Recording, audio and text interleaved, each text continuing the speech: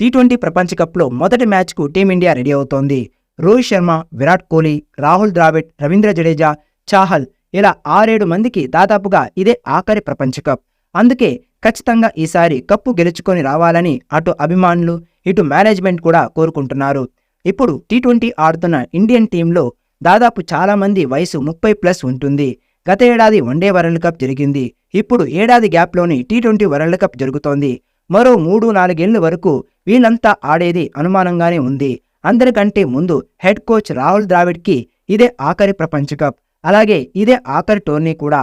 ఈ టోర్నీ అయిన తర్వాత ఆయన పదవి నుంచి రాహుల్ ద్రావిడ్ తప్పుకుంటారు.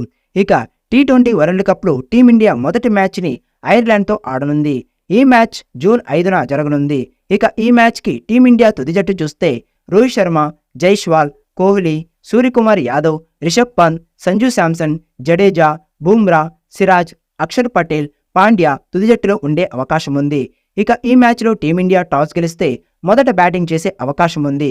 ఇక టీమిండియా ఓపెనర్స్గా రోహిత్ శర్మ, జైస్వాల్ వచ్చే అవకాశం ఉంది. ఇక టాప్ 3లో కోహ్లీ వచ్చే ఛాన్స్ ఉంది.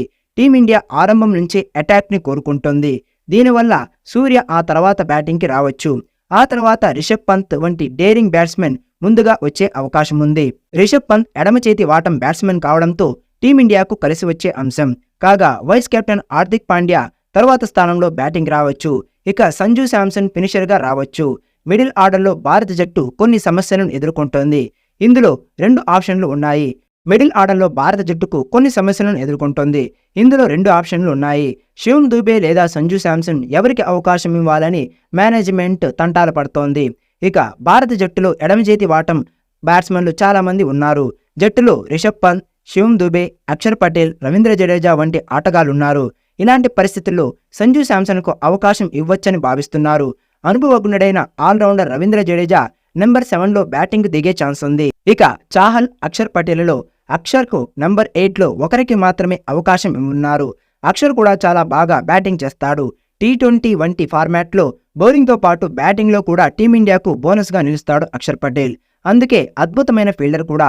ఇలాంటి పరిస్థితుల్లో చాహల్కు బదులు అక్షర్కు స్పిన్నర్గా అవకాశం ఇచ్చే ఛాన్స్ ఉంది.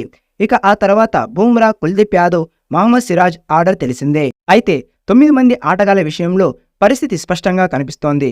ఇతర ఆటగాళ్ల విషయంలో డైలమా ఉంది. కొన్ని విషయాలు పిచ్, మ్యాచ్ పరిస్థితులపై కూడా ఆధారపడి ఉంటాయి. ఇలాంటి పరిస్థితుల్లో తొలి మ్యాచ్లో టీమిండియా ఏ కాంబినేషన్తో బరిలోకి దిగుతుంది అనేది ఆసక్తికరంగా మారింది.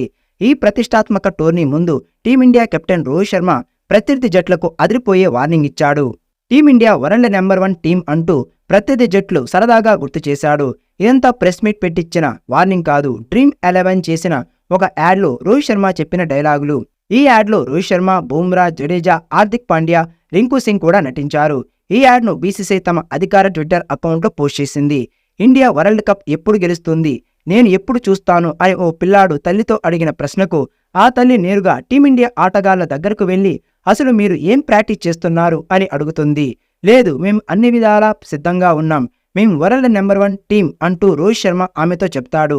అయినా కూడా ఆమె వినకుండా టీమిండియాతోనే ఉంటూ కప్పు కొట్టిస్తానంటూ భీష్మించుకు కూర్చుంటుంది. ప్రస్తుతం ఈ యాడ్ సోషల్ మీడియాలో తెగ వైరల్ అవుతోంది. ఎంతో ఫన్నీగా ఉన్న ఈ యాడ్లో రోహిత్ శర్మ చెప్పిన వరల్డ్ నెంబర్ 1 టీం, మేం రెడీగా ఉన్నాం అనే మాటలు ఒక విధంగా ఇతర టీమ్స్కు వార్నింగ్ బెల్లా ఉన్నాయంటూ భారత క్రికెట్ అభిమానులు అంటున్నారు. ప్రస్తుతం టీమిండియా టీ20లో వరల్డ్ నెంబర్ 1గా ఉన్న విషయం తెలిసిందే. అలాగే వన్డేల్లో కూడా నెంబర్ 1గా ఉంది. టెస్టుల్లో నెంబర్ 2 పొజిషన్లో ఉంది. అయితే 2023లో వరల్డ్ కప్ మిస్ చేసుకున్న రోహిత్ సేన ఈసారి అలాంటి తప్పు చేయకుండా ఈ పొట్టి వరల్డ్ కప్ను కైవసం చేసుకోవాలని కసితో బరిలోకి దిగుతోంది. ఇప్పటికే ఈ టోర్నీలో పాల్గొనే జట్లు అమెరికా చేరి సన్నాహకాలు ప్రారంభించాయి. టీమిండియా సైతం తమ ప్రాక్టీస్ సెషన్ను మొదలుపెట్టింది. అయితే ఈసారి టీమిండియాకు బౌలింగ్ బెంగ పట్టుకుంది. ఆస్ట్రేలియా వేదికగా జరిగిన గత టీ20 ప్రపంచ కప్లో బౌలింగ్ వైఫల్యమే టీమిండియాను కొంపముంచింది.